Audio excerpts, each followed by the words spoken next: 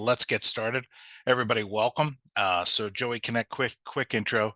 It's not really about me, it's about sharing information here, but quick intro, Joey Connect, senior leader with a company called Proteus. The first part of this, as many of you know, we have a world-class platform called Engage, which is heavily used by companies to do B2B onboarding activities, build relationship, all sorts of things that you're looking at here today.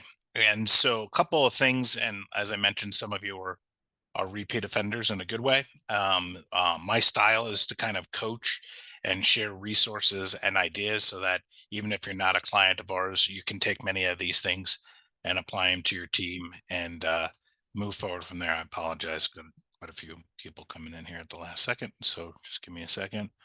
Um, and so I hope these are actionable. So if you had a team meeting tomorrow, you can do something with this intel. So kind of this is especially if you're an OG of onboarding, you're not new to onboarding. A lot of the things we're going to be talking about here is kind of there's been a manifestation in onboarding, if that's the right way to frame it. I think so. And basically looking at it differently than companies have looked at it at the past. Let's just be frank. For many corporations, onboarding was kind of like, well, one, not as important as sales as everybody, right? And then CS kind of got extremely popular, right? So it was sales, CS, and then onboarding. And what a lot of companies are figuring out is onboarding is an extremely critical piece of business operations, more so than just getting the client air quote onboarded. And so we're going to talk about some of these things as I take you through this deck, because as we work with clients and then in general the industry with many obviously onboarding leaders. So onboarding in all corporations, again, large group here today, 200 signups. Well, what I'm really there's some generalizations I have to do here. Some organizations clearly onboarding sits under sales. Some organizations it sits by itself. It's onboarding, and then some organization it sits in account management or a CS concept, things of that nature. So bear with me as I go through some of this. Just adapt it to your own ecosystem accordingly. Most of the principles we're going to talk about here, though, work no matter where you lie. And so let's get into it. So obviously building partnerships from day one is kind of obviously the main goal here, because that's really what onboarding is about, right? It's just not slinging a piece of software or a project or something. In order for the relationship between the two businesses to go well, we really obviously want to establish a lot of trust and really think of it as a relationship, right? Not just a transactional nothing. And so we're going to talk about a couple of concepts that we know 100% work when executed correctly. And so again, I hope you can take some takeaways from here. So let's jump. Sorry, just keep binging in yeah, binging in my ear, so it's good. Oh, no problems. All right, let's get started. So the first slide I'm going to go to is I always, again, you're drinking the Kool-Aid, you're here. So this isn't really probably your problem, but it is kind of some philosophies. A lot of companies really don't have a professional classified onboarding experience. That's a lot, right? I mean, that's just a whole hell of a lot, right? And then most importantly, the second piece is your customers. It's a very critical component. I always say the line, you never get a second chance to make a first impression. And in B2B, let's just be honest with each other. It's just us in this meeting today, you and your 200 friends. The environment has dramatically changed. So in full candor, I'm 48 years old, and onboarding 15 years ago, a lot different than it is today. And so if any of you are selling and delivering your services, projects, I don't care what it is, software, hardware, any combination. We have clients, literally, these experiences I'm sharing with you are across all, kind of types of onboarding. It is getting extremely complex on both sides of the transaction. And don't blame your client. It's also on your side too. So you're siloed on your side and the client is siloed. Got a lot of people, especially if you're in software or other kind of complex delivery things, you're feeling the pain of this. Your head is going up and down right now and be like, preaching to the choir, Joey. It's getting worse more and more every single year. If you're in tech, forget about it. Security, all sorts of stuff, right? Like it just starts layering up. And so onboarding used to be, air quote, way easier. And now it's extremely complex, burdensome, lots of people on both sides. I said complex, I'll say it again, complex, right? A lot of people, communication, collaboration. Email is not an onboarding solution. um, Data security, file sharing, all this stuff, a lot of things to take in consideration. SOC 2, HIPAA, you name it, all sorts of securities, right? All of these things are very, very important. And it's a lot of people doing a lot of things, sharing a lot of information, and you better have a repeatable and scalable way of doing this, right? But the purpose of today's meeting, not but related to the purposes of this meeting, is you want to build relationship to this, because obviously this is how you're going to get them onboarded successfully, higher NPS, get them time to value faster. And so this is the underlying root problem of a lot of the things that most clients are experiencing with onboarding, is that this layer of communication, the number of people, not having clear visibility on the processes, then just starts to, little things become smoke, smoke then becomes a little bit of flames, and then it becomes a raging fire, right? And we know for real, 20% at least of your churn, or if your software, it's even higher, lives during the onboarding. And so onboarding is a very direct line to revenue and LTV of the organization, lifetime value, right? So these are things to just consider. I'll talk about them more. Done plenty of other presentations on the financial side of this, and I'll include some of those in the recap. But I always like to start with kind of the core problem, like the underlying problem. A lot of it is this, right? This is the environment has just dramatically changed, and expectations have dramatically changed. And I say this quite often. If you order a pizza pie right now, you can watch it be made, put in a car, see it coming around the corner, get delivered to your house on a $14 transaction. Why is it in B2B? Nobody has any idea what's going on. Like, where are we at with the onboarding success? Like, just chuckle. A $14 transaction, you kind of know everything. $100,000 onboarding, you know nothing. You're always asking for updates, right? It's kind of ironic. We carry on. I digress. So the modern onboarding imperative. So there's a couple of things here that, not that again you're here. So I again, a lot of this is stressing how important onboarding is, but we're also kind of focusing here that onboarding isn't just completely transactional, right? And what you're really doing in onboarding, right, is building trust to build that relationship for long term. Now, many of you might not even be making money when you're first onboarding the client, right? They might have to buy additional services from you for you to make money, et cetera, et cetera. I won't penetrate all those different use cases, but you know what I'm getting at. It's selling costs a lot. You acquire them. And so there's a lot of risk there. Fun fact, I'm going to talk about it a little bit in the next slide, but fun fact, a lot of clients are experiencing nowadays, they win the client and then onboarding schedules a kickoff call. And in that kickoff call, 85% of that call is actually sales related, because the client is now panicking because it's signed the contract. Now everybody's getting real on the new client side. And so when you get on that call, they're asking you, does the product do this? Does the product do this? Does the product do that? Etc. And it really is almost sales all over again, right? And this is a pretty big challenge, for a lot of organizations, is that the first step in onboarding actually still is selling, which you can map that to your own ecosystem and experience. But we see a lot of clients that is a challenge for them. And so looking at in that enterprise relationship, again, you're trying to establish trust. And I put here pro tip level 2. So we have worked with and repeatedly have been able to achieve this with great success, is again, you're building relationship and trust, but a really good onboarding experience, like really good relationship based onboarding experience, when you get good, becomes lead generation. and it becomes lead generation for the expansion of your project, your software, different opportunities. Professional services love this because when you're onboarding the client and you're really getting to know them and their environment and their challenges, far more so than sales, because sales, when they find that first problem, typically penetrates their product is bought for one problem. But what they find out is during onboarding, the client actually has 2 to 4 to 6 to 8 problems, right? And ding, we're talking massive lead generation, cross-sell opportunity.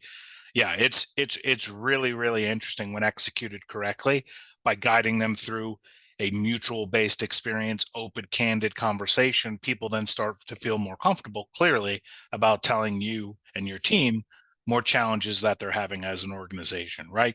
Think about that. Establishing the right level of trust, doing the right onboarding experience for them so that you're finding out their environment, all their challenge, whatever it is, whatever you're selling, then obviously then propels a very strong relationship for cross-selling and net new revenue for you. Huge number can be generated out of that.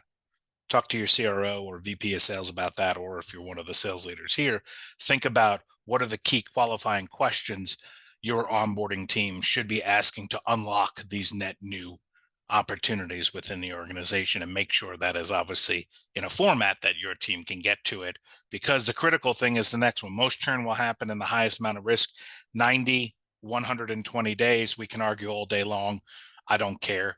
Map it to your own ecosystem, 30, 60, 90, depending on your complexity of it. That's where it's going to bubble up and create some challenges for you, right? And I'm going to talk about, we kind of have a methodology for the 90 to 120 day cycle, which I'll share later on in this deck, which really helps establish even more of that greater trust and greater opportunities, and making sure there is not that churn in the air. So these are some of the challenges, right, that are out there. It's fundamentally establishing that trust in the early stages of the process to then really drive success with that. Okay. So with that said, this is the other part of the equation. I always say onboarding is a two-sided opportunity. What I mean by that is a whole another group of people, and they don't know you, like you, or anything. They don't know anything about you. And more importantly, and it's not like a personal attack, more importantly, they're scared as crap. Okay. So I don't know if that's a professional. Well, you guys get it. Like, if you look at the screen here, this is what they're more panicked about. There's high risk in all decisions. Man, if you're in college football now, you don't even make it past 3 damn games and you're fired, right? Same thing. We're in software, so I always used to joke the ERP. If your company buys an enterprise resource planning, the person who bought that is either president the next year of the organization or they're gone, right? And so there's a lot of risk, and maybe that pendulum is too strong for some of your products stuff, but everybody knows what I'm getting at. People don't want to make a bad choice because it reflects personally on them and their process and everything. So there's a tremendous amount of risk going on during onboarding. And so your customers coming in, the net new customers coming in to this relationship with a lot of fear, a lot of concern, right? They're really nervous. I'll be sharing this deck. You can rip off and duplicate any of this stuff. But ultimately, you got to understand the mindset of the customer, right? So knowing that they're coming in like this, which we know is true, and then obviously you have that handoff and you get into your kickoff meeting, you have to start to, they're already a little sketch, right? So you got to establish that trust, because any little thing in the early stages can feel like much more of a problem than it really is, right? And everybody knows exactly what I mean about that. And so this, you got to understand the mindset of your customer also, very critical. It's two-way. I say the words mutual all the time because that's how you do build trust, right? It's being transparent, candid, feeling like you can have open conversations to navigate success, because you want success. They're scared and they have a lot of fears, but ultimately they want success. Hopefully your product or service is solving a problem for them. Obviously that helps a lot. Um, but ultimately that's what it's about, going in and how do we work together to make us, air quote, both look like rock stars, right? And that's ultimately what this process is all about, and the underlying little things that drive that. So I always like to share this because so much of onboarding, yes, there's the bits and the bytes and the trust and all this stuff, but it's psychology just as much as execution and technologies and sharing stuff and getting things done. Of course, like there's executional things clearly, right? No one's trying to sidestep that, but you also have to understand, what does your kickoff meeting look like? Are you open about this? Are you testing them? Meaning, are you open and having candidates? What's your greatest fear about this onboarding? And I'm going to share a pro tip here in a little bit that works extremely well when executed, just to unearth and help you put out some of those pre-fires that can happen, and which basically erodes the trust. So why does it drive? Again, I think many of you are in this clearly, and it's about making the money, right? And it drives retention, right? So onboarding, again, as I mentioned, a lot of churn lives in onboarding. You want customers to be successful. Churn or losing the client, or if you're in professional services, they don't churn, they just never come back for the next project, right? And so many of you in professional services, not necessarily software, in many industries, they give you, what do they give you? They give you that like little that little teaser project, right? Like I don't know your space, but you know what I'm getting at. I'll call it a painter. Probably not the best use case, but I'm only going to have you paint one room, not my whole interior and the exterior, right? They want to test you. So corporations also don't want to get married. They want to date for a little bit, especially in enterprises. They want you to, proof is in the performance. And so we have a lot of clients that, no, they're not software. They're not churning out. They just never do anything else with you ever again. Oh, I mean, that's churn. So actually, that's probably worse than churn.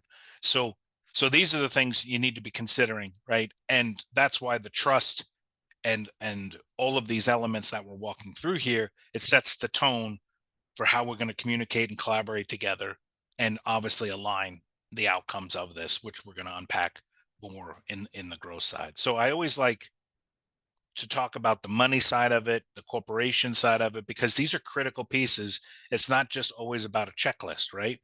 And so this is the mindset shift also, right?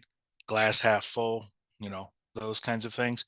Like traditional onboarding has been pounded into the head, your head, and client heads, yeah. Focused on task setup and checklists, like pure. Of course, they're still needed in strategic onboarding. I'm not saying they're not. I'll talk about that actually, but how it evolves.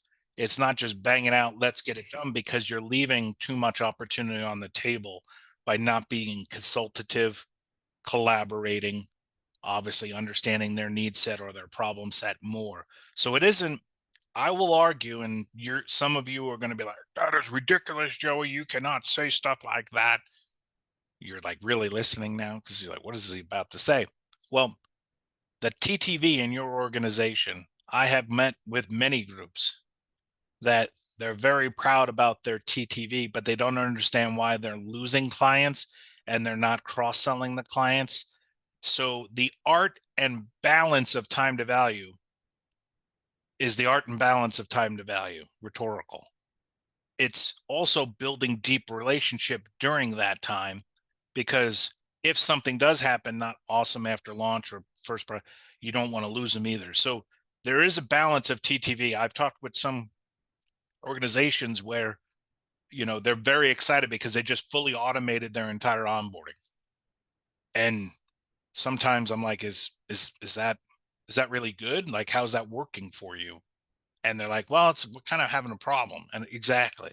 And so it's getting that porridge just right of human interaction, consulting, trust building, and clearly technology to operationalize, efficiency and scale.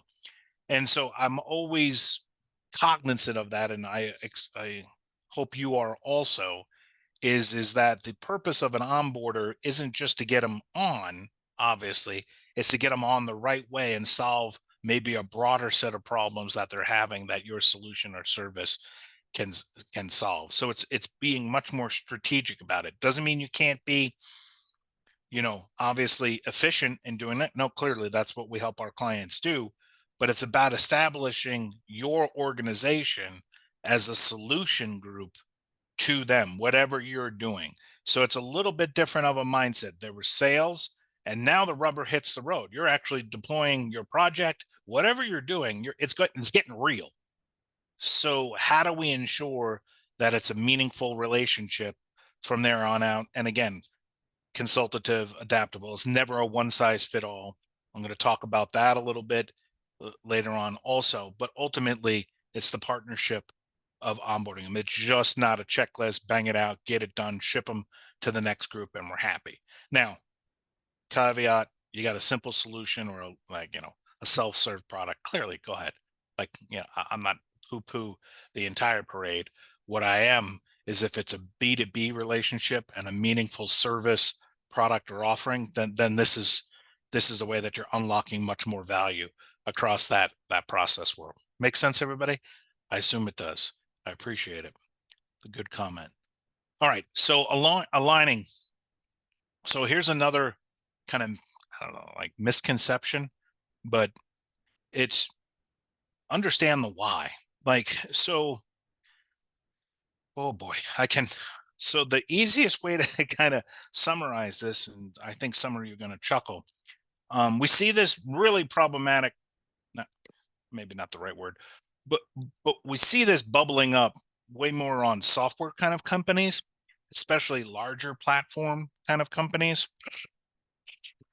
And what we see is your tool or service can solve a lot of problems, but during the onboarding, you're not necessarily prioritizing maybe the bleeding dot or the red, we call them red dots or bleeding point. Everybody has a term, but you know what I'm getting at. Your product can do a lot of things. Your service can do a lot of things, but a lot of the times during onboarding, you're not focusing the energy to maybe solve that problem super fast and get success and wins from the client to establish that trust and value even faster so that you can do more with them.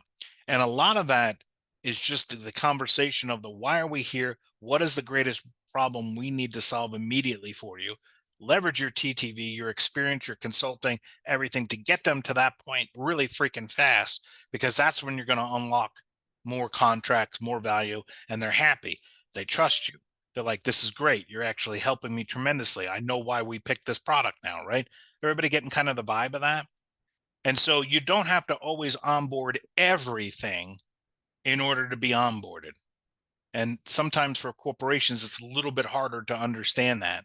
Well, the client bought this. Well, we're going to prioritize these two modules. Or I'm obviously role playing here, right? But that's really what we're talking about here.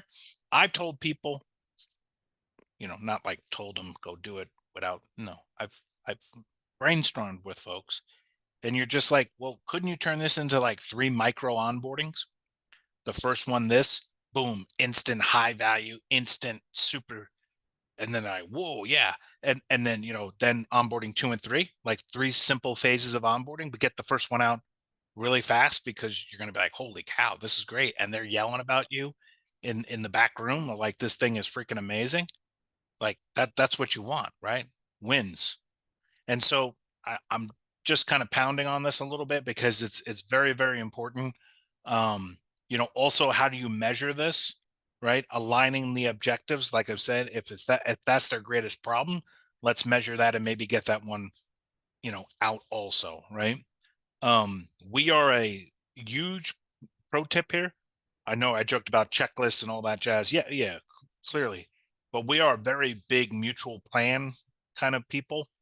Um, um, and again, I stress the mutual. It's not a checklist, because a lot of times checklists or homework assignments pushed out to clients with no context, no consulting, no alignment around that. You see the difference? Homework, checklist, no context. Mutual plans designed in partnership, understanding their unique needs, their unique environment, the differences there, and then coaching them through success on those, because we're doing it together. There's always things your side needs to do, and there's always things their side needs to do. You have to have mutual plans because your cohort on the other side has to put up the good fight to get his or her people involved, because they're in silos, to help for this to be successful. So the alignment can come with those mutual plans, and really getting alignment. It's basically 2 quarterbacks, as I always say, and that's got to be mutual. It cannot just be one side pushing homework, because if you just push homework, I can tell you what's going to happen. People aren't going to get their things done on time. You're going to get ghosted when your requests are coming. A simple way in this pro tip of that mutual plans, obviously you mutually created them. So of course you're not. This is already created in a template in our tool, obviously. And then you're just walking the client through and understanding, oh, you don't need this, you need this. We're doing an integration with this and not this product. So there's a couple different steps, whatever it might be. But ultimately, the simple process of verbal contracting can dramatically change the outcome of completion. I like to think of it as latency in between things that they're supposed to get you. If they're getting them done fast, your TTVs can explode, meaning get a lot shorter. And so when you really look at that, the verbal contract process is a very key component of this. What I mean by verbal contract is you have the mutual plan on the screen and you're like, Tommy, I have this being needed from you on Tuesday, November 18th. Tammy, I see this here. Are you on board with that? Does that make sense? Are you okay with that? Can you confirm? And they say yes, your stickiness rate of that is much higher. So clearly mutually working on these can really help with that process of driving the value chain. Make sense, team? So I know we're at the half-hour mark. I always know that because a couple of people leave because they have their next meeting. As I mentioned, there will be recordings coming out on all fronts. So discovery sessions, I'm going to talk about this a little bit more in the next piece because, well, actually I lie. Or I digress, or no, I have another slide related to mutual plans.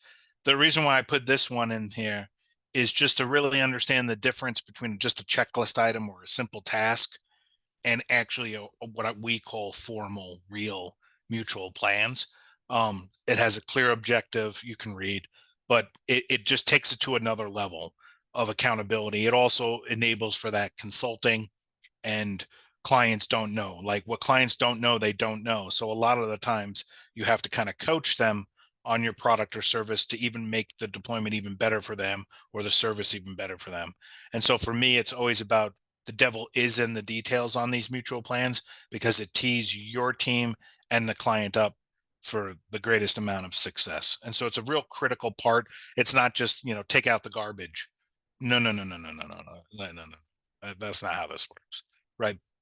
Put the right time in to really make sure the process, the expectations, and the alignment in each of your items. We call them mutual plan items, but ultimately, this is where the rubber starts to hit the road. Verbal contracts, all sorts of the value chain there. Okay, so kind of the next concept that is pretty important around all of this. One second. I've already talked about the consultative. Onboarding has kind of been pounded into just getting stuff done, but in reality, you're the first true consultant that the client is probably meeting. What I mean by that is they've been sold through sales. Maybe a SME kind of came in, subject matter expert, if you're not familiar. Maybe a SME came in towards the latter end of the sales cycle to help them get over the line.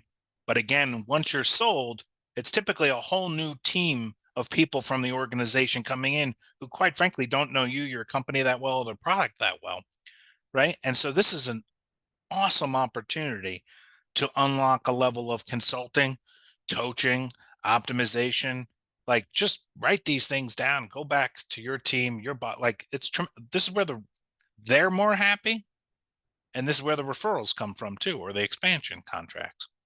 And so it's a real important piece to it. It's not just getting through this list of things I need to do with you fast. No, no. Let's talk it out. Let's figure out what's the best for you. Sharing some experiences. If you're an OG at your company and you've done a lot of onboardings, bring that flavor and life to the table. Make some recos, make some consultative moves here. That's good. I'm not saying you're not. Keep going. That's what clients want. They want to solve their problem and they picked your solution or service to do it. Help a brother out, right? So release the tightness if your group has tightness. Anticipate challenges, right? So this is again through experience. So the pro tip here is pre-mortem. So you're like, Joe, I know post-mortem, and I hate post-mortem. Do we do them? Of course, every once in a while. But why? Well, it already freaking happened. It's too late. I don't like that crap, right? I want premortems. I want to predict problems, failures, areas of opportunity. And so, candidly, in your consultative approach during your discovery meeting or whatever the next one is after that, again, everybody's business is a little bit different. We inject a lot of premortems by phase. If you're huge and you got a lot of crap coming, like it's a big onboarding, then phase it out, of course. But it's an open dialogue between your team and their team, openly talking about, okay, we're agreeing to do all of this mutually. We're agreeing to do all of this. If this were to go sideways, where would it go sideways? What do you think? Have you ever been in a meeting where they ask you that? If it's very empowering, it's very powerful, and it doesn't erode trust. It what? Correct.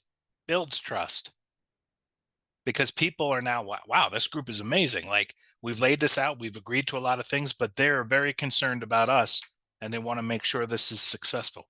So let's get all things on the table that we can based on what we just agreed upon, right? Very, very empowering to the entire process of onboarding, mutual consultative approach. These guys really care because they don't want to have issues.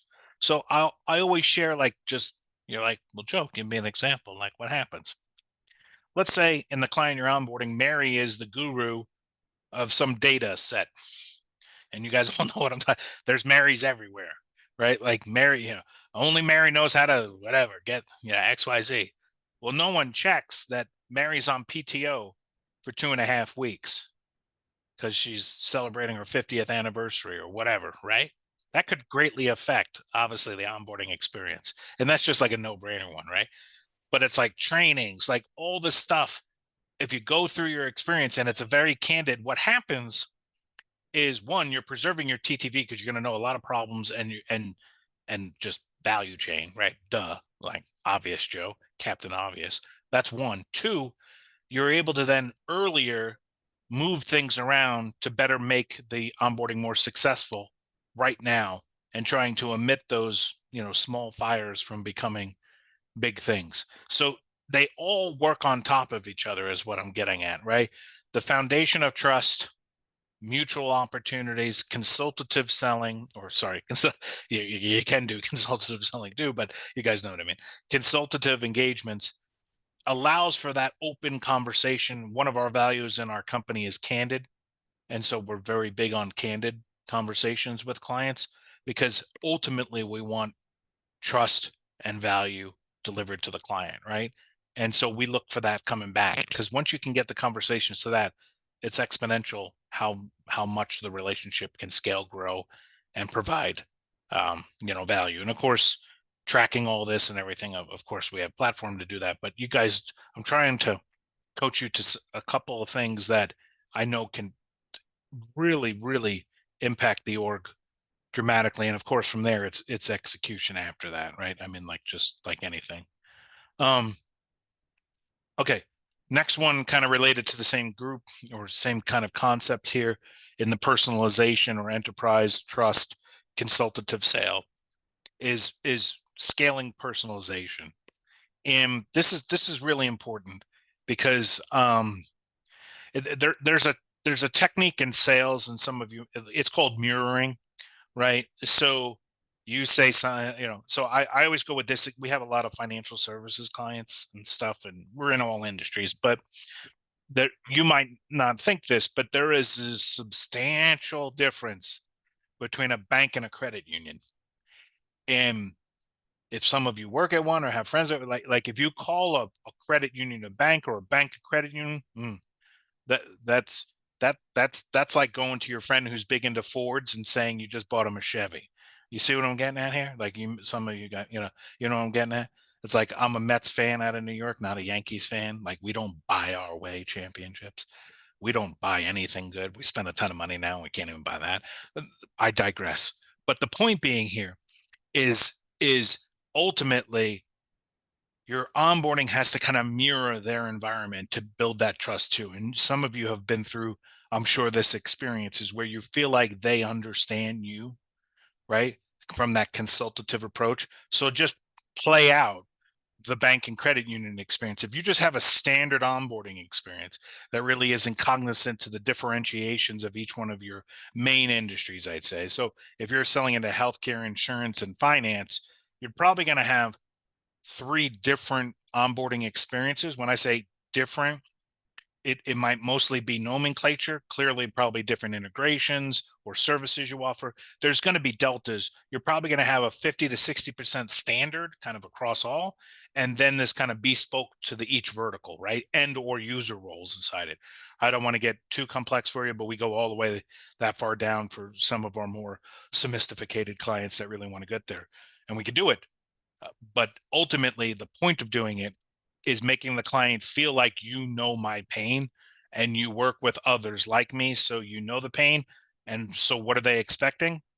More consulting too, and more feedback basically to their problem. Basically, help me out. Yes, I bought your service, but help me understand this better. Yes, I bought your product. Help me understand this better. So the scaling personalization isn't marketing. Like a lot of people, oh, we're personalizing. No, the purpose of it is to make the client feel comfortable, trust you even more, and allow you then to layer on during the onboarding more of your consultative and, of course, trust building. And, of course, you know where I'm going with that, cross sell, right? So ultimately, scaling personalization is for that. That's what we mean by scaling personalization, not, hi, Joe, and where that's our personalization because you knew my name was Joe. That's when I know it's marketing anyway, because I go by Joey. I don't Joe I know or Joseph on the phone. I'm like, oh, that's somebody who doesn't know me. Right. So you guys, I hope you get that one too. The personalization sometimes by organizations is perceived like a marketing play. It's not. It's building trust and relationship with the client in a nomenclature that is familiar with them so that you're able to unlock more things and come across expert level when you're doing it and having it somewhat canned in a good way, because as you're hiring new onboarding people, you can quickly train them up into vertical specific deployments. Extremely valuable to you and your team. All right, group, making sense? I appreciate some of the comments. Thank you. I'm going to carry on scaling personalization. So we're getting towards not the end yet, but we're getting close. So proactive engagement. So again, in this kind of model of enterprise and driving that value, some of this here is pretty no-brainer. 2 of them I will spend more of the don't suck pro tip. So you're probably, yep. So we'll get to that one. Probably you knew I was going to say something there. And then the Tiger Team 120 approach. So, okay. So what is that? So Tiger Team 120, proactive engagement. So for many organizations, I don't care. It's not just for like software or hardware or like this carries over to many of you. The Tiger Team 120 is a methodology. Honestly, the Tiger Team I stole from NASA. So the Tiger Team concept, this was for the Apollo missions back in the day. They called them Tiger Teams, and the Tiger Team was a cross-functional group of people with different disciplines, obviously cross-functional, right? And so that if something popped up when there was a problem when the astronauts are in the bird, they could quickly solve the problem. So with a lot of our clients, we mimic a similar approach, because getting somebody live TTV is really not, we're not over the finish line just yet. Whether it's your service, I don't care what it is. It's usually the next 30, 60, 90, 120, again, depending on your complexity, that the rubber you could drive off the path very quickly and lose the client, because in service, it's not mimicking the expected results, process, whatever it might be. And so having a team on your side, Tiger Team level, that can quickly swoop in, identify, fix, resolve. We run this also via mutual plans for our clients, so that you're clearly setting that expectation to your client that we're still here for you, and you're going to keep that close relationship until we know, you can fly, right? If it's a bird in the nest. And so Tiger Team 120 approach, I'll send an article and resources with that, so you can rip off and duplicate, That's what I mean by R&D, rip off and duplicate yourself. Obviously very successful at leveraging those, creating them, and yeah, they work. And of course, at the end of that is creating more opportunity. Establishing executive alignment. So there's, when I say don't suck, let me explain. So there's two concepts we really like and work. I mean, when I say we like something, it's making people money. Like that's really kind of the common derivative of everything I say we like, because it's working for our clients to make them more money, be more successful. And so that's when anytime I've said that during this print, that's really what I mean. So the don't suck. So there's kind of two critical points in the onboarding experience in complex enterprise ecosystems to really keep that momentum of opportunity going for you. One is during the onboarding process, creating some sort of celebration point, celebratory. Yeah, somebody's going to comment. You know what I meant. So some sort of celebration early in the onboarding experience to celebrate back to the original leadership or decision makers who have just put out the cash for this to happen. And the celebration isn't really driven by you, it's driven by the new people you've been working with during the onboarding experience. So a lot of the times in mutual plans, we have an executive review or feedback meeting before it's even live or anything. I know a lot of people want to do that during the CS experience and other things, but what we like to do it during the actual initial onboarding. Okay. Very, very important to celebrate their choice, celebrate the selection of you, celebrating the people and rewarding the people who you're doing this with as rock stars. Very, very, very cool thing to build trust and value with your team, because they want to work more with you to do that. The second time this comes up is more going back to, well, I said it a little earlier, I'm pretty sure the next slide is measuring. The next time you go back to them is when you've hit the goals that you've established with the client when you're bringing them on, whatever the ROI methodology for that specific project is. That's the second time you loop them in, because you don't want to waste time. It's very hard to get the meeting, and you don't want to suck. And so you want it to be very, very impactful, supportive. And typically around that time, typically is when you're starting to identify the opportunities for the cross sell, meaning you're pitching the idea. Yes, look, you hired us to do this. We got you to here. Ding, ring the bell. Hell yeah. By the way, Tiffany and I, Tiffany being at the client or Tommy at the client, during our onboarding and doing all this, we identified 3 other areas, Mr. CRO or Mrs. CFO or whatever. Like, we wanted to just share these with you today as initiatives, maybe for budgeting and areas of opportunity. Ding, ding, ring the bell, go have a beer. Pretty good day, right? And just do that times 30 for every single one of your onboardings, right? Okay. Think, just be proactive. Like, and these are the tools to be able to do that. Last but not least, the proof is in the performance. The proof is in the performance. Just for fun, that tagline, I say it a lot, but you know where that comes from? A jewelry company selling diamonds. When I grew up in New York City, Long Island, yeah, all in there. And yeah, the commercial was always, the proof is in the performance, how it shines, all that jazz. Just personal story, nothing to do with it. There's no pro tip out of that. Just that's literally it. But back to measuring what matters. Clearly, most of you know this, but these are the measurements that you would be using in those celebration points, and also obviously to track your own team's performance. And they are a little fluidic depending on the relationships, but obviously time to value. Don't forget the word value there. Don't forget the word value. Time to live means nothing. I repeat this a trillion times.